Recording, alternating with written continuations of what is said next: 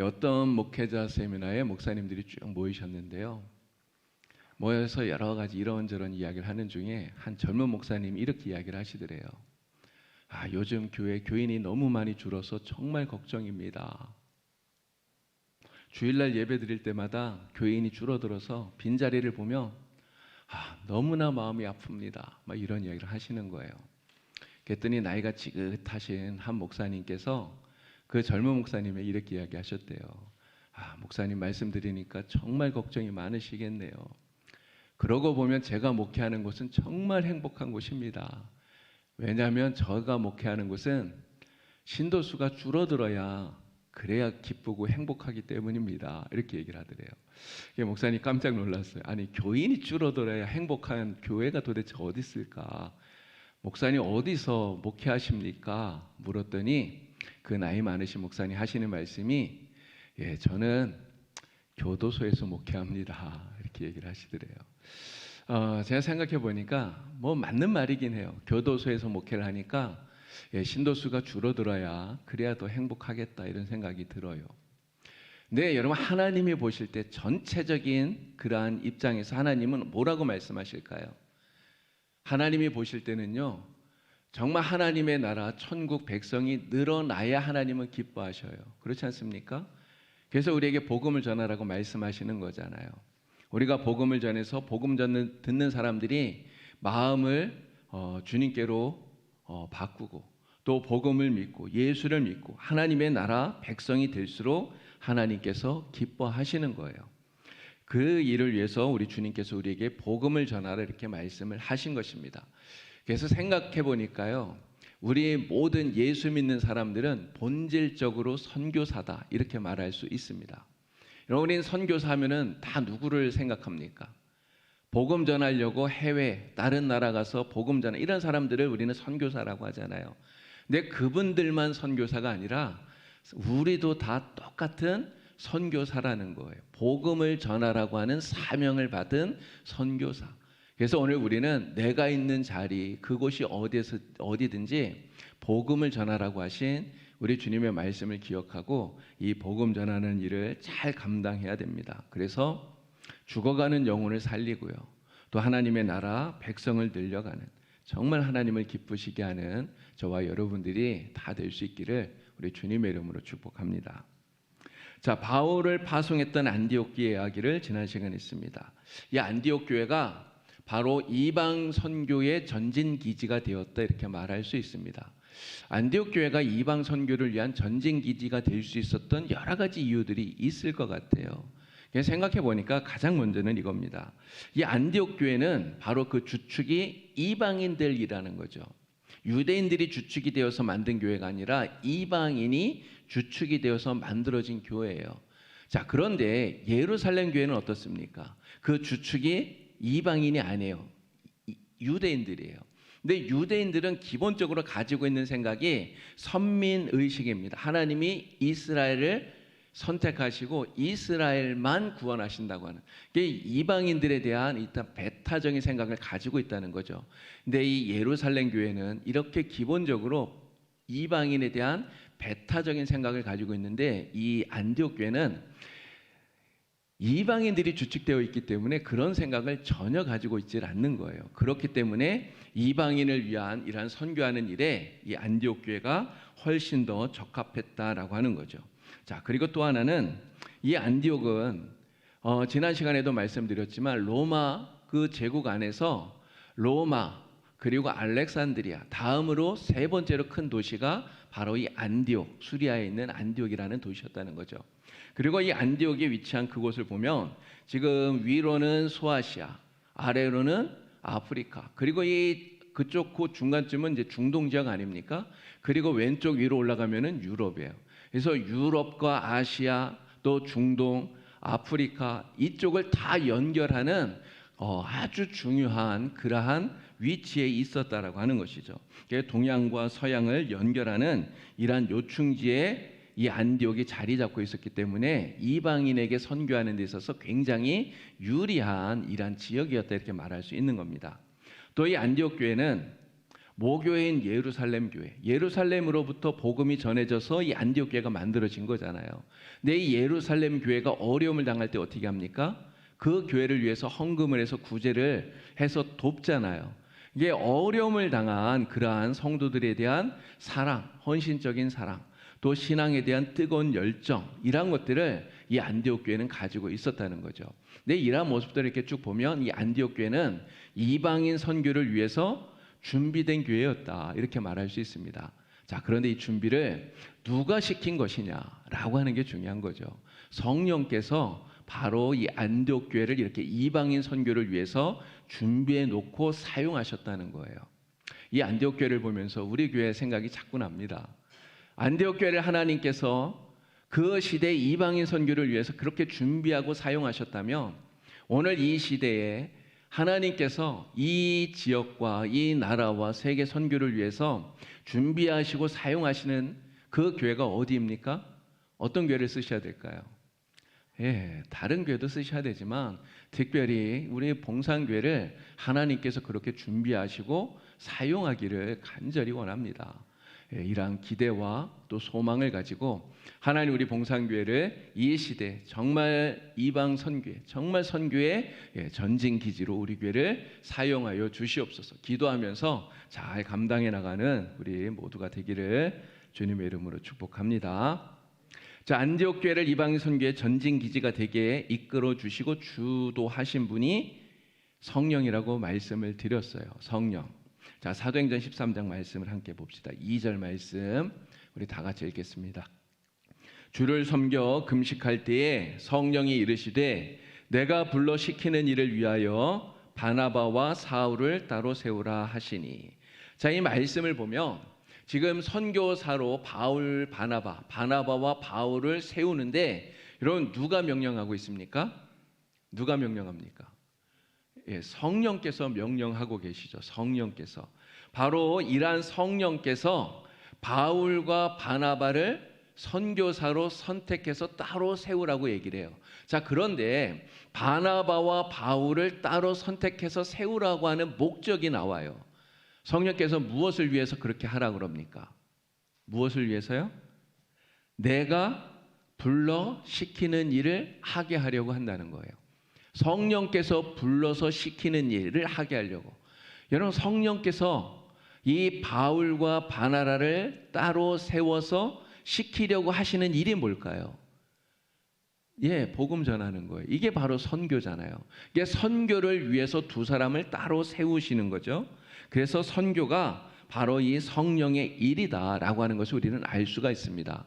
바로 이 선교의 기획자, 주도자가 바로 성령이시다라고 하는 것이죠.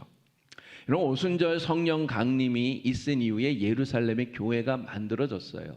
이런 교회가 만들어지기 전부터 예수님께서 주신 명령이 있잖아요. 예루살렘과 온 유대와 사마리아와 땅끝까지 이르러서 복음을 전하라.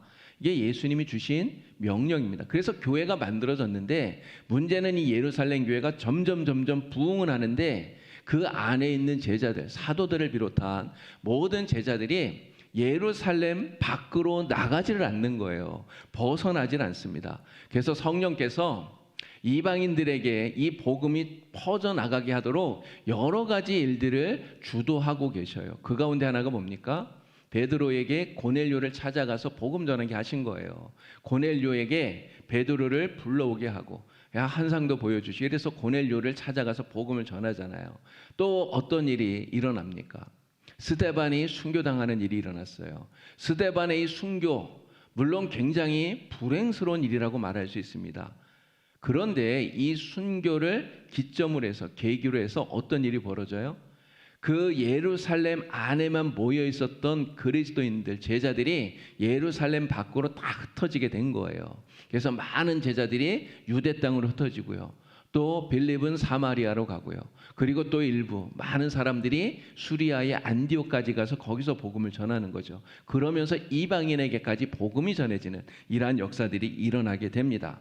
자, 안디옥 교회도 역시 마찬가지예요. 안디옥 교회도 지금 유대인들이 와서 복음을 전하고 이러면서 이방인들의 교회가 세워지게는 되었어요. 여기에 바나바가 목회자로 오고 또 바울이 함께 동역하면서 이 안디옥 교회가 어마어마한 부흥을 이룹니다. 그런데 문제는 그렇게 부흥했어도 안디옥 교회가 야, 우리가 이방인에게 복음 전하러 가자, 여러분 이런 생각을 했을까요? 사실은 하지 않고 있었다는 거예요. 여러분, 그럴 때 누가 선교사를 보내라고 말합니까? 성령께서 그 말씀을 하시는 거죠. 성령께서 바나바와 바울을 내가 시키는 일을 하게 하도록 따로 세워라, 이렇게 말씀을 하고 있는 거예요. 그래서 이 성령을 우리가 선교의 영이라고 부르고요. 그리고 사도행전을 뭐라고 부릅니까? 성령 행전이다, 이렇게 부르는 거죠. 성령께서 역사하시는 그곳에 바로 선교의 역사가 이루어지기 때문에 이렇게 부르는 것입니다. 여러분, 그러면 우리 교회는 무엇일까? 우리 교회는 무엇입니까? 교회는 어떠한 기관일까요?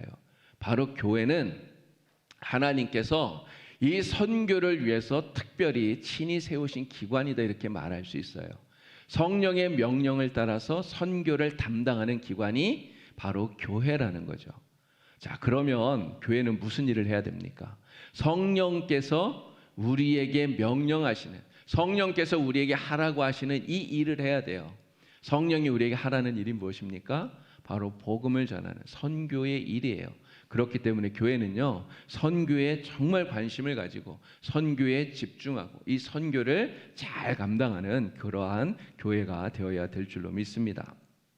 안디옥 교회가 사실 좀 황당했겠다, 이런 생각도 들어요. 안디옥 교회가 지금 어마어마한 부흥을 이루고 있지 않았습니까?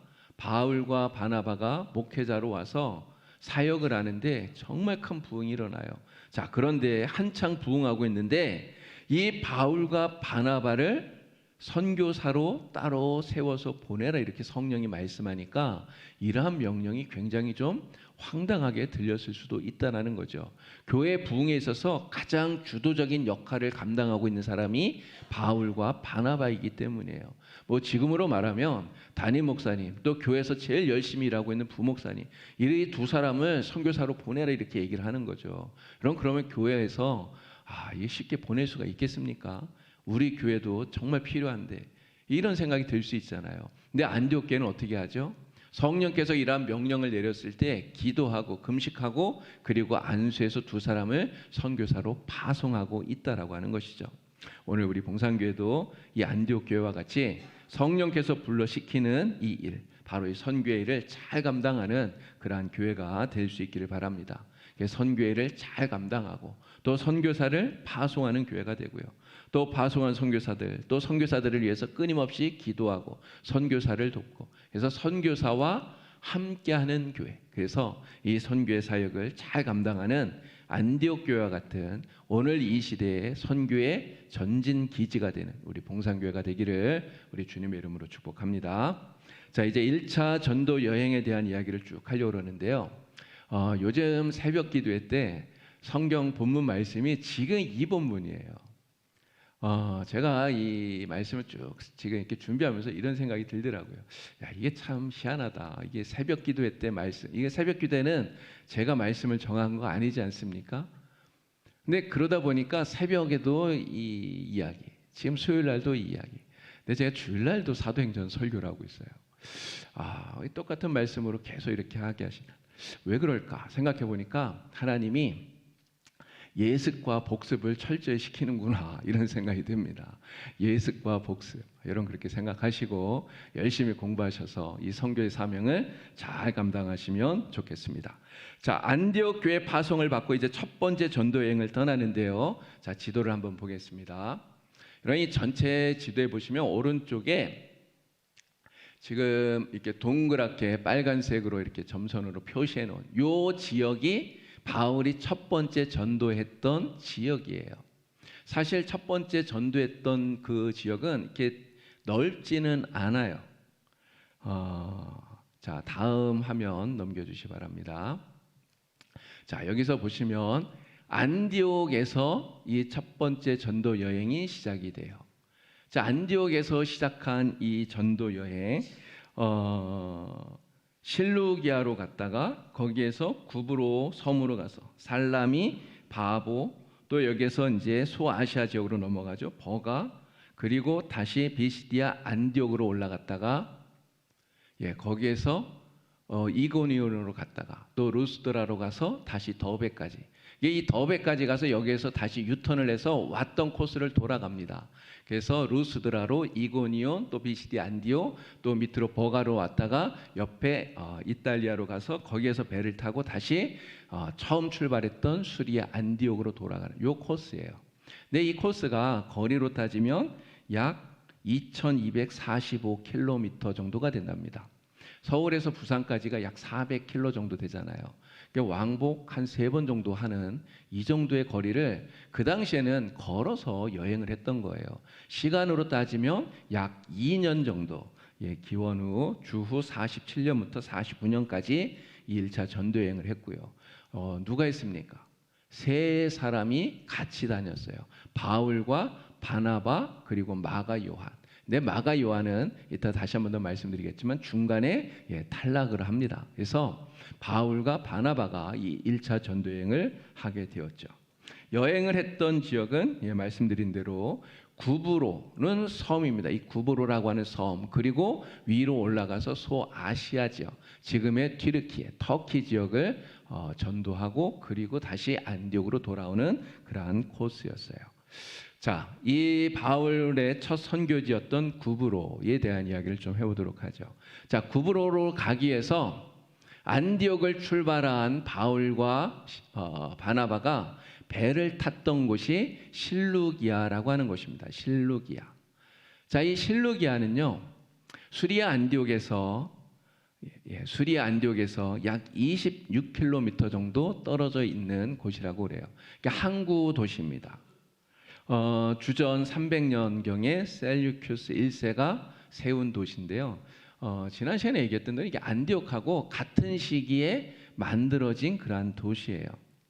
소아시아, 중동, 유럽을 이어주는 중요한 항구 도시 이렇게 말할 수 있습니다. 지금 현재 지명은 튀르키예에 속해 있는 사만다라고 하는 곳이고요. 여기에서 이제 배를 타고 어디로 넘어갑니까? 구브로 섬으로 들어가는 거예요. 자, 구브로는 어디인가? 구브로는 지금은 우리가 키프로스라고 부르는 공화국입니다. 키프로스 공화국. 근데 이 구브로 여기는요, 바나바의 고향이에요. 왜 처음 선교를 여기로 갔을까? 지금 바나바와 바울이 함께 가잖아요. 그런데 1차 전도여행 시작할 때 그 주도는 바나바가 하고 있었어요. 그렇기 때문에 바나바가 자기의 고향인 이 구브로에 먼저 선교하러 갔었던 것 같아요. 그래서 구브로로 이제 들어가게 되는데요. 이 구브로는 지중해에 여러 가지 섬들이 굉장히 많아요. 이렇게 지도를 보면 진짜 이렇게 작은 섬들이 굉장히 많습니다. 근데 이 섬들 가운데, 지중해에 있는 섬들 가운데 3번째로 큰 섬이라고 그래요. 그러니까 면적을 보니까 우리나라 전라북도보다 조금 더 크더라고요. 지중해 이제 북동쪽에 이렇게 위치해 있고요. 주후 57년에 로마의 합병이 되었습니다. 이게 로마의 합병이 되면서 이게 이제 전체적으로 로마 제국이 크니까 로마가 이렇게 그 땅을 다스릴 때 황제가 직접 다스리는 게 아니라 어떻게 하죠? 이게 유대도 마찬가지. 이게 총독을 보내잖아요. 바로 이 구브로도 똑같아요. 이게 총독을 보내서 총독이 거기 주재하면서 이 구브로 섬을 다스리게 이렇게 됩니다. 자, 이 구브로에 이제 들어가게 되는데, 실루기아에서 배를 타고 이 구브로 섬에 들어갔을 때 처음 딱 도착하는 곳이 살라미라고 하는 도시예요. 살라미. 이 살라미는 구브로에서 가장 큰 도시입니다. 제가 이렇게 쭉 찾아보니까 바울이 태어난 곳이 바로 이 구브로 섬의 살라미라고 되어 있더라고요. 나중에 이 바울이 바나바하고 이렇게 헤어지지 않습니까? 그래서 이제 마가 요한을 데리고 따로 전도여행을 가는데 바로 이 구브로로 가요. 자기 고향으로 간 거죠. 그리고 나중에 이 바나바는 이 살라미에서 복음을 전하다가 유대인들이 폭동을 일으켜서 여기에서 순교를 했다고 이렇게 전해지기도 합니다. 바로 그런 것이 살라미예요. 자, 이 살라미에서 이제 복음을 전하는데 바울과 바나바가 이 살라미에 딱 도착해서 가장 먼저 찾아간 것이 바로 유대인들의 회당이에요. 자, 이 회당이라고 하는 것이 사실 굉장히 중요합니다. 여러분, 이스라엘은 신앙생활을 하는데 그 중심이 되는 게 바로 성전이었어요. 솔로몬이 만들었던 성전, 이 성전을 중심으로 해서 그들은 신앙생활을 해요.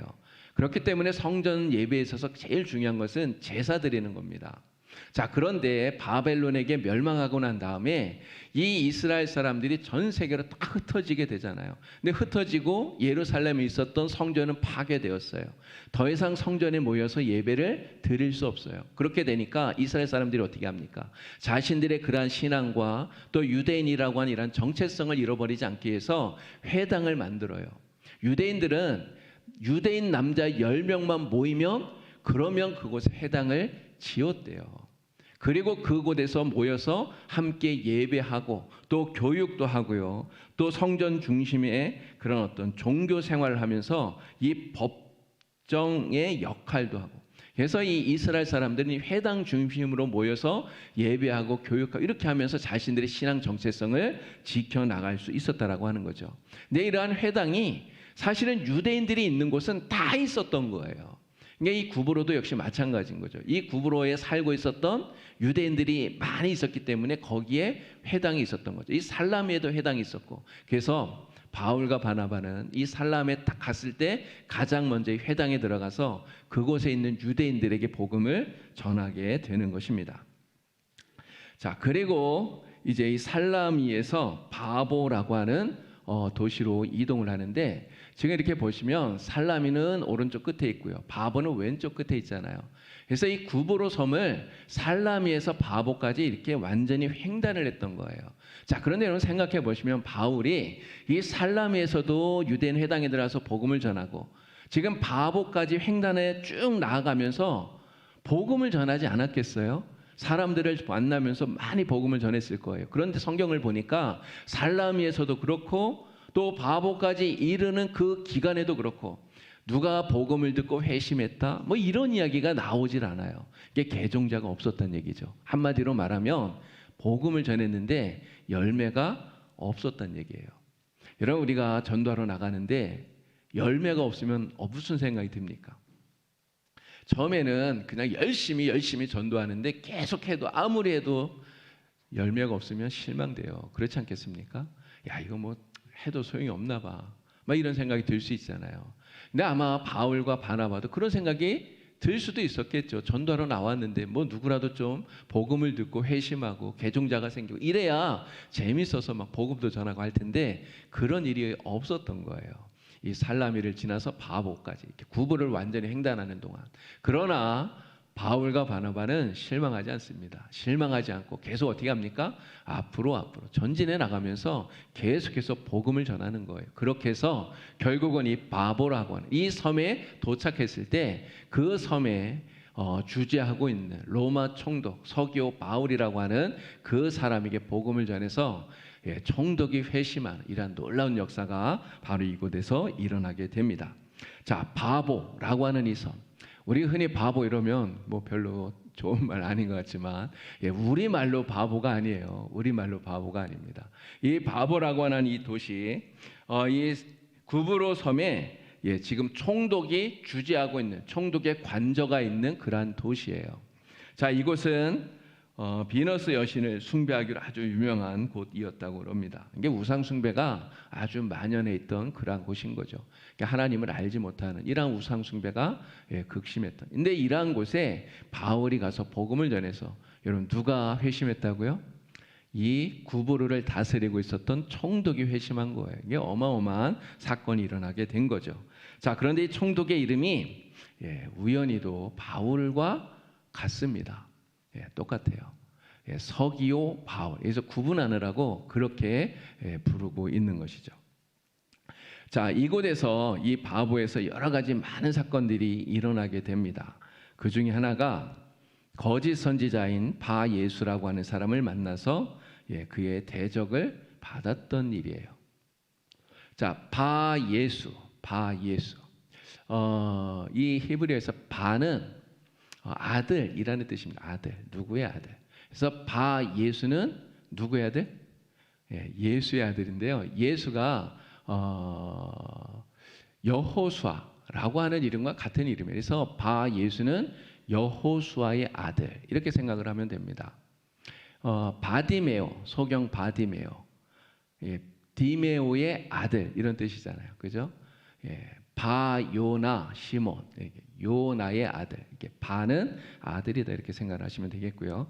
자, 그런데 이 여호수아의 아들이라고 하는 정말 좋은 이름을 가졌어요. 이 바 예수는. 내 문제는 이 바 예수가 어떤 사람이냐? 다른 이름으로 엘루마라고 부릅니다.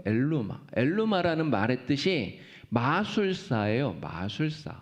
이 엘루마, 바 예수 이 사람은 신비한 마술로 점을 쳐서 사람들을 미혹하게 만들어서 그걸로 돈을 버는 그러한 거짓 선지자였다라고 하는 거죠. 바울과 바나바가 이제 전도 여행을 하면서 첫 번째로 만났던 방해꾼, 대적자, 그가 바로 이 바 예수 엘루마라고 하는 거짓 선지자였다고 하는 거예요. 자, 이 사람이 어떻게 바울과 바나바의 선교를 방해했는가? 사도행전 13장 6절에서 8절까지 그 이야기가 나옵니다. 자, 그 말씀을 넘겨주세요. 자, 보시면 어떻게 말합니까? 총독인 서기오 바울은 지혜 있는 사람이라 바나바와 사울을 불러 하나님의 말씀을 듣고자 하더라. 이게 총독은 바울의 이야기를 들으려고 해요. 이게 복음을 듣고 싶은 마음이 총독에게 있어요. 자, 그런데 마술사 엘루마 이 바예수가 어떻게 했는가? 그들을 대적하여 바울과 바나바를 대적하여 총독으로 하여금 믿지 못하게 힘쓰니 이렇게 얘기합니다. 여러분, 바울과 바나바는 뭘 하려고 애를 썼을까요? 전도 대상자인 총독이 예수를 믿게 하려고, 복음을 듣고 예수 믿고 예수님을 영접하게 하려고 정말 애를 쓰는 거예요. 자, 그런데 이 바 예수 엘루마 이 사람은 지금 뭘 하려고 힘을 씁니까? 총독이 복음을 듣지 못하게 하려고, 복음을 듣지 못하고 예수를 믿지 못하게 하려고 애를 쓴다는 거예요. 바울도 애를 쓰고 엘루마도 애를 쓰고. 여러분, 이 말씀이 무슨 의미일까요? 오늘 우리가 복음을 전하려고 애를 쓰면 애를 쓸수록 우리의 대적인 악한 마귀 사탄 역시 우리가 애쓰는 그 이상 더 애를 쓴다는 거예요. 우리는 예수 믿게 하려고 애를 쓰지만 마귀는 뭘 하려고 애를 씁니까? 예수를 못 믿게 하려고, 우리가 전하는 복음이 전달되지 못하게 하려고 애를 쓴다는 거예요. 이렇게 방해를 한다는 거죠. 여러분, 우리는 이것을 분명히 알아야 됩니다. 복음을 전할 때 이러한 악한 마귀 사탄의 방해가 있다는 것을 반드시 알아야 되는 거죠. 이것을 알고 우리는 어떻게 해야 됩니까? 방해하니까 하지 말아야지 이러면 됩니까? 그러면 안 되죠. 방해가 있으면 어떻게 해야 돼요? 방해를 이기고 그것을 극복하고 복음을 전해야 돼요.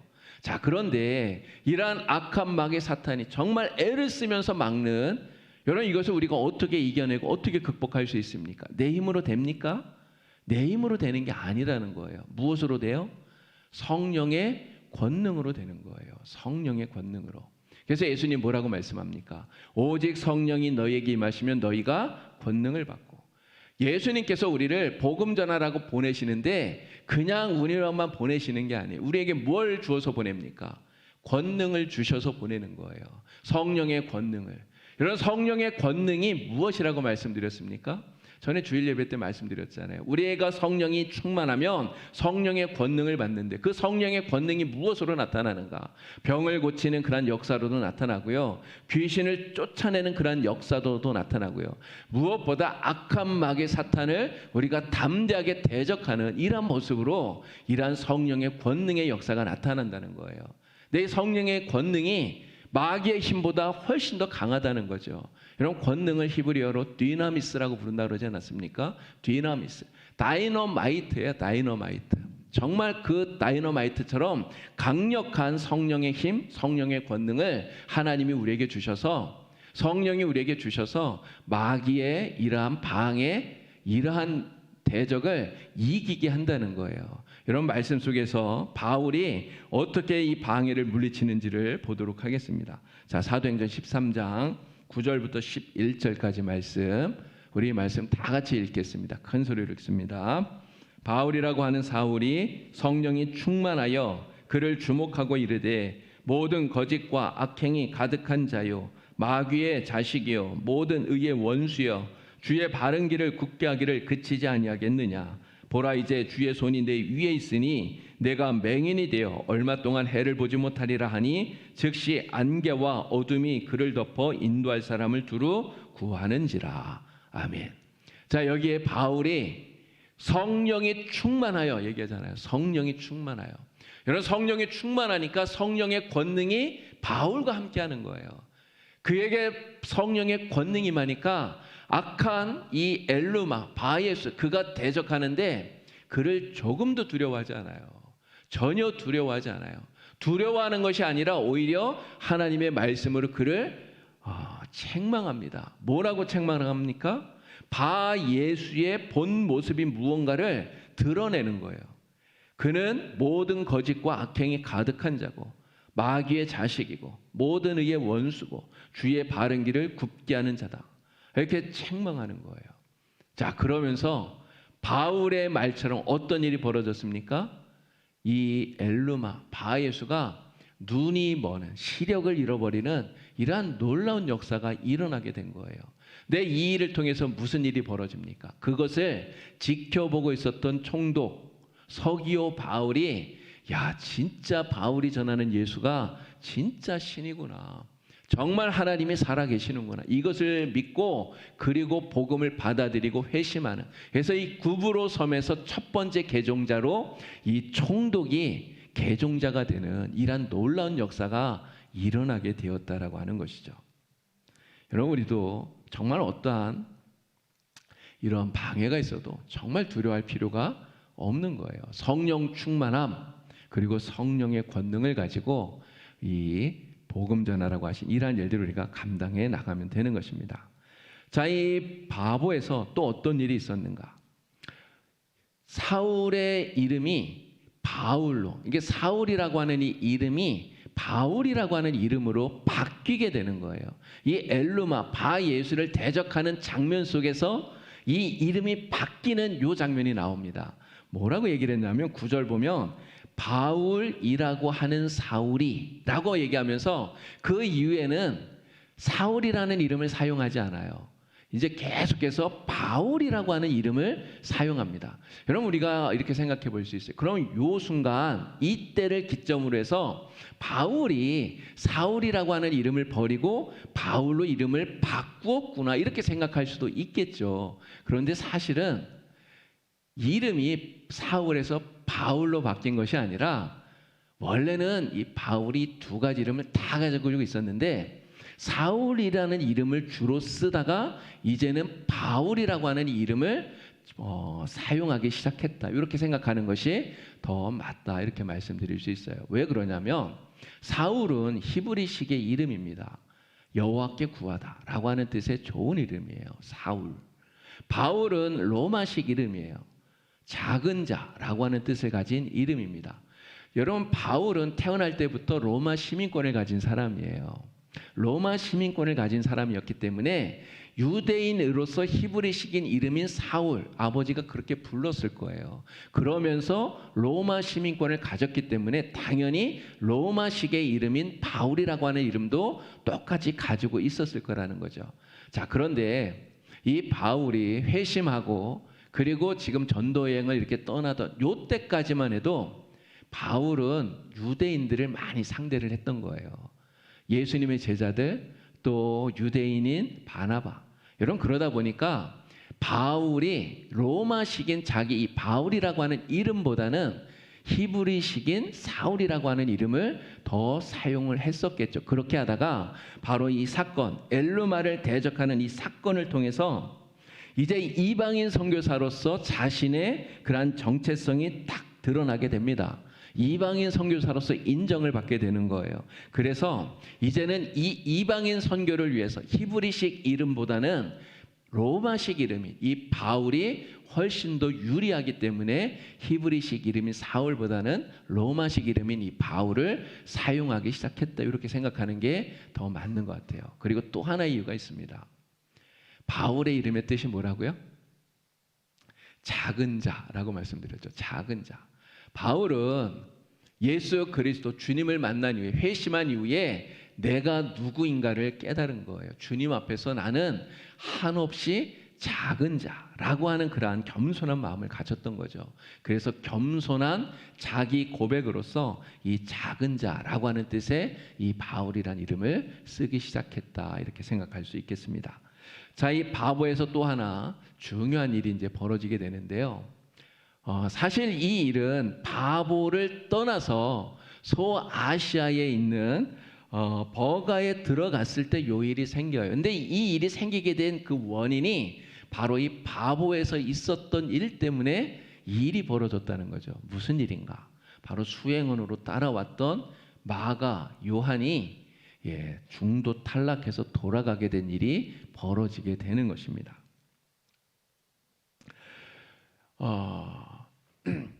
버가까지는 이 바보에서 이제 배를 타고 이 구브로의 이제 모든 사역을 다 마치고 난 다음에 배를 타고 버가로 이렇게 가게 되죠. 근데 이 버가에 도착을 했을 때 마가 요한이 바울과 다른 일행들을 버리고 예루살렘으로 돌아가게 됩니다. 자, 이 일 때문에 바울이 굉장히 마음이 상해요. 이게 마가에게 굉장히 실망을 하는 것이죠.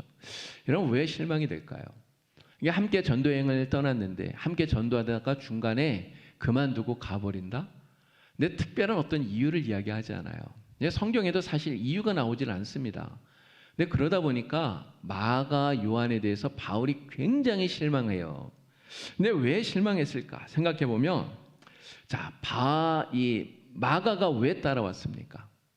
이 전도 여행에 따라온 그 목적은 조력자예요. 그러니까 협력자, 수행원. 그런데 자신이 해야 할 그 일을 마가가 감당하지 않는 거죠. 그러니까 자기가 있어야 할 자리, 자기가 해야 할 그 일을 버리고 떠나갔기 때문에 실망한다는 거예요. 그리고 또 하나는 바울은 지금 마가가 자기를 떠나가지만 이게 나를 배신하는 것이 아니라 주님을 배신하는 것이다, 이렇게까지 생각을 했었던 것 같아요. 그래서 굉장히 아주 심각한 실망을 하게 됩니다. 근데 결국은 이 마가가 중도 사찬 이 사건 때문에 나중에 어떤 일이 벌어져요? 바울과 바나바가 2차 전도여행을 떠날 때 서로 다투고 갈라서는 이러한 일이 벌어지게 되었던 거죠.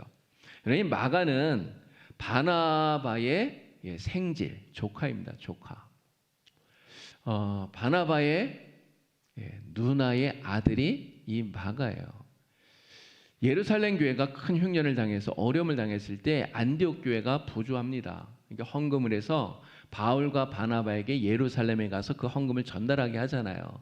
바울과 바나바가 예루살렘에 갔다가 돌아오는 길에 바로 이 마가, 바나바가 자기 조카인 마가를 데리고 안디옥에 왔었던 거예요. 그리고 1차 전도여행을 할 때 바로 이 마가, 요한을 자기들의 수행원으로 두어서 세 사람이 같이 출발을 했었던 거죠. 자, 그런데 이 마가가 왜 전도여행을 따라갔다가 중도에서 하차했을까? 그 이유가 무엇일까 하는 겁니다. 이 이유가 성경에는 안 나와요. 안 나오기 때문에 우리가 여러 가지 그 이유를 유추해 볼 수 있겠죠. 아마 힘들어서 그러지 않았을까라고 생각이 됩니다. 전도여행이 쉽지 않잖아요. 여러분, 그 앞으로 당할 그런 고난들이 얼마나 크겠습니까? 근데 사실 또 생각해 보니까 아직 사실은 진짜 어려움은 닥치지도 않았어요. 바울과 바나바가 전도여행을 하면서 이고니온 막 이쪽 가면 돌에 맞기도 하고 막 그러잖아요. 근데 이런 일들은 아직 생기지도 않았어요. 그런데 그러한 어려운 일들이 생기지도 않았는데 이 마가가 돌아가 버렸다. 이게 힘들어서 꼭 그랬을까? 뭐 그것도 아니지 않을까? 이런 생각도 좀 들고요. 그럼 왜 그랬을까? 생각해 보니까, 자, 아까 바보에서 이런 일이 있었습니다. 엘루마를 대적할 때 그 앞까지는요, 이 사람들의 이름의 순서가 바나바와 바울이라고 나와요. 그러니까 1차 전도 여행을 시작하는 그때에 그 전도 여행의 주도권이 누구에게 있었냐면 바나바에게 있었다는 거죠. 바나바. 그리고 실제로 안디옥 교회에서 주도적인 역할을 목회에 있어서도 주도적인 역할을 한 게 바나바예요. 쉽게 얘기하면 안디옥 교회의 바나바는 담임 목사님이고 바울은 부목사처럼 이렇게 역할을 하고 있었다는 거죠. 근데 이 두 사람이 함께 선교사로 출발을 했는데 그럼 당연히 바나바가 더 주도적인 역할을 할 수밖에 없는 거죠. 그렇게 해서 바보까지 온 거예요. 이 구브로 섬에. 근데 이 엘루마를 대적하는 과정 속에 이게 바뀝니다. 역할이 바뀌어요. 바나바는 뒤로 빠지게 되고 이 바울이 앞으로 나서면서 주도적인 역할을 하게 되는 거예요. 그래서 이 사건 이후에는 이름의 순서가 바울과 바나바 이렇게 나옵니다. 바울과 바나바. 자, 그런데 이것을 지금 마가가 보고 있는 거잖아요. 자기는 안디옥에서부터 따라올 때 자기 삼촌인 바나바, 우리 담임 목사님이 이 여행의 주도적인 역할을 하고 계시 이렇게 생각을 했는데 이 바보에서 이게 바뀌었어요. 바울이 앞서서 주도적인 역할을 하는 것처럼 보여져요. 삼촌인 바나바가 뒤로 처지는 것처럼 보여집니다. 여러분 무슨 생각이 들까요? 좀 기분 나쁠 수 있는 거죠. 기분 나쁘고 이런 기분이 나쁘면 불만이 생긴다는 거예요. 불만이. 여러분 우리가 하나님의 일을 하는데 힘이 없어서 하나님의 일을 못할까요? 여러분 그런 거 아니더라고요. 많은 사람들이 하나님의 일을 왜 안 하는가? 왜 못하는가? 힘이 없어서 못하는 게 아니고요. 기분 나빠서 못해요. 못하는 게 아니고 안 해요. 기분 나빠서. 이게 마음이 상하면 일을 안 한다는 거죠. 근데 지금 마가가 그런 것 같아요. 여러분 마가는 젊은이 아닙니까? 정말 힘이 넘쳐나는 젊은이에요. 그런데 왜 수행원으로 따라가지 않습니까? 기분 나쁘니까. 마음이 상하니까. 그래서 결국은 돌아가 버렸다고 하는 거예요. 근데 여러분 생각해 보면 진짜 기분 나빠해야 될 사람은 누구입니까? 만약에 이것 때문에 기분이 나쁘다면 진짜 누가 기분 나빠해야 되죠? 마가가 아니고 바나바잖아요. 여러분 정말 불만을 품어야 될 사람이 있다면 마가가 아니고 바나바예요. 근데 여러분 바나바는 성경을 아무리 읽어봐도 이 일 때문에 마음이 상했다, 불평했다, 기분이 나빴다 이런 이야기가 없어요. 바나바는 끝까지 바울과 함께 동행하면서 바울을 도와요. 이 선교여행을 끝까지 잘 마무리를 한다는 거죠. 정말 이 바나바가 얼마나 겸손한 사람인가. 성령께서 이끌어 가시는 대로 성령이 주도하시는 대로 성령이 바울을 앞세우면 이거 성령이 하시는 거구나. 그렇게 믿고 바울을 도와주는 정말 이 바울이 얼마나 성령의 뜻에 민감하고 성령의 순종적인 사람인가 하는 것을 우리가 다시 한 번 더 보게 되는 것이죠. 오늘 우리는 하나님의 일을 하면서 특별히 선교의 일을 감당해 나가면서 이런 내 생각, 내 감정, 내 뜻 물론 다 있어요. 그런데 이것을 내려놓을 줄 알아야 된다는 거죠. 내 뜻보다는 무엇을 앞세워야 됩니까? 하나님의 뜻을 앞세워야 되는 거예요. 성령의 뜻을. 여러분 그러려면 어떻게 해야 됩니까? 성령의 뜻이 무엇인지 알기 위해서 기도해야 되는 거예요. 여러분 바나바가 얼마나 기도했겠어요. 정말 성령께서 무엇을 원하시는지 알기 위해서 얼마나 간절히 기도했겠습니까? 그리고 하나님께서 성령께서 바울을 이렇게 이방인의 사도로 세우시는구나. 이 믿음을 가지고 성령의 뜻에 자신의 생각을 다 내려놓고 복종하는 거예요. 이래서 바나바가 정말 위대하다라고 하는 것이죠. 오늘 우리는 정말 이 바나바처럼 하나님 앞에 하나님의 뜻을 구하고 온전히 하나님의 뜻을 이루어갈 수 있는 정말 성령의 뜻에 순종할 수 있는 그러한 주님의 종들이 다 될 수 있길 바랍니다. 내 생각을 앞세우고 내 뜻을 앞세우고 내 감정을 앞세우면 우리도 마가처럼 될 수 있는 거예요. 기분 나빠서 못해 이런 사람이 될 수 있는 거죠. 그러나 절대로 그런 사람은 되면 안 됩니다. 저도 그렇고 여러분도 그렇고 우리 봉산교회 교인들 가운데는 정말 이런 사람이 한 사람도 없기를 우리 주님의 이름으로 간절히 축원합니다. 저와 여러분은 모두 다 성령의 일꾼으로 함께 쓰임받는 동역자라고 하는 이 사실에 정말 기뻐하면서 주님 주신 이 사명 잘 감당하는 끝까지 잘 감당해 나가는 저와 여러분 되길 바랍니다. 자, 바울의 첫 번째 전도주인 구브로 사역에 대한 이야기를 오늘 했는데요. 이 사역 속에서 우리가 꼭 하나 기억해야 될 게 있어요. 아까 말씀드렸던 건데 이 이야기를 다시 한번 말씀드리고 말씀을 맺으려 합니다.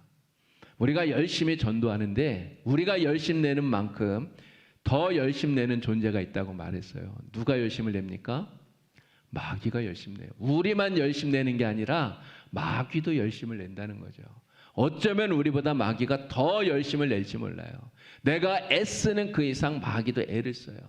우리는 예수 믿고 복음을 받아들이고 그래서 영생 얻게 하려고 애를 쓰는데 마귀는 그거 못하게 하려고 애를 쓴다는 거죠. 그러나 우리는 우리가 전도하는데 복음 전하는데 이러한 방해가 있다고 하더라도 우리는 절대 여기에 굴복하면 안 됩니다. 성령이 충만해서 성령의 권능을 가지고 이러한 모든 방해를 다 이겨내고 극복하고 그래서 복음을 전해서 정말 하나님 나라 백성들이 하나님 나라에 가득해지도록 우리 이 복음을 전하는 저와 여러분 다 되시기에 우리 주님의 이름으로 간절히 축복합니다. 네, 기도드리겠습니다.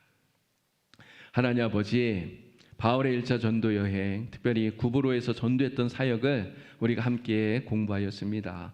하나님 사역을 통해서 오늘 우리도 바울처럼 또 바나바처럼 성령께서 우리에게 주신 귀한 사명 잘 감당하는 주의 종들 다 되게 하여 주시옵시고 무엇보다 악한 마귀 사탄이 이렇게 복음 전하는데 방해한다 할지라도 성령 충만으로 성령의 권능으로 무장하여서 담대하게 사탄의 방해를 이겨내고 주의 복음 전할 수 있는 하나님의 귀한 백성들이 다 될 수 있도록 성령님 인도하여 주시옵소서.